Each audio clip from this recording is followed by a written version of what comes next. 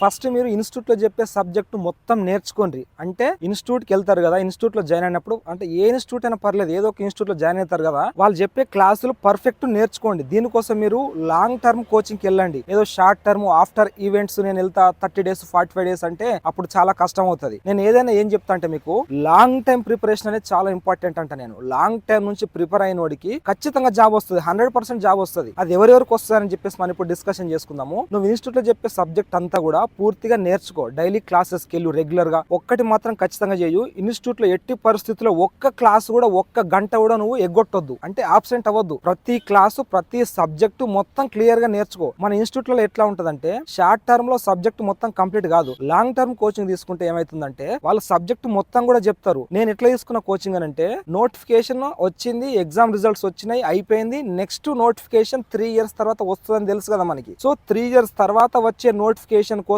Institute లో join అయిన second batch లో నేను ఎస్ఐ కానిస్టేబుల్ కోచింగ్ తీసుకున్నా. సో ఇట్లా లాంగ్ టర్మ్ నుంచి తీసుకుంటే ఏమైందంటే సబ్జెక్ట్ వాళ్ళు క్లియర్ గా చెప్తారు, మొత్తం చెప్తారు. 3.5 to 4 months చెప్తారు ఒక సబ్జెక్ట్ అనేది. అంటే చాలా ఉంటది. ఇప్పుడు జిఎస్ అంటే ఒక మహాసముద్రం, జిఎస్ సబ్జెక్ట్ అంటే ఒక మహాసముద్రం. అది ఎంత చదివినా అది ఒడది, అది పోతానే ఉంటది ఆ సబ్జెక్ట్ ఇన్ డెప్త్ గా. సో మరి మనము దాంట్లో ఏమేమి నేర్చుకోవాలి, ఎట్లా నేర్చుకోవాలంటే ఇన్స్టిట్యూట్ లో చెప్పేటటువంటి ప్రతి సబ్జెక్ట్ ను డైలీ క్లాస్ పర్ఫెక్ట్ అటెండ్ కావు, సబ్జెక్ట్ మొత్తం నేర్చుకో. ఏమైనా డౌట్లు ఉంటే సార్ వాళ్ళని అడుగు, నీకు తెలిసిన పక్కన ఉన్న దోస్తులైనా సరే అడుగు, క్లారిటీగా తెలుసుకో. తర్వాత క్లాస్ చెప్పిన తర్వాత ఇంటికైతే వస్తావు కదా, వచ్చిన తర్వాత క్లాస్ లో చెప్పిందంతా నువ్వు పర్ఫెక్ట్ చదువుకో. 1కి 2 సార్లు చదివి నేర్చుకో. అరే ఇన్స్టిట్యూట్ కి వచ్చినాం కదా, జర టైర్డ్ అయిపోయినాము అని చెప్పేసి ఫోన్ వాడతా అని చెప్పేసి ఫోన్ చూడడము, లేదా జస్ట్ బాత్ కాని కొట్టడము దోస్తుగాళ్ళతోని కానీ రూమ్మేట్స్ గాళ్ళతోని కానీ, లేదా ఫోన్లలో కానీ, ఇట్లాంటి నువ్వు చేయొద్దు. ఇప్పుడు సక్సెస్ అయ్యేటోడికి సక్సెస్ కానోడికి డిఫరెన్స్ ఏందో తెలుసా? సక్సెస్ అయ్యేటోడు క్లాస్ లో చెప్పిన తర్వాత ఇంటికి వచ్చిన తర్వాత దాన్ని రివిజన్ చేస్తాడు, 1కి 2 సార్లు చదువుతాడు. దానివల్ల ఏమైతే తెలుసా, క్లాస్ లో నీకు సబ్జెక్ట్ చెప్పిండు కదా, అక్కడ విన్నావు,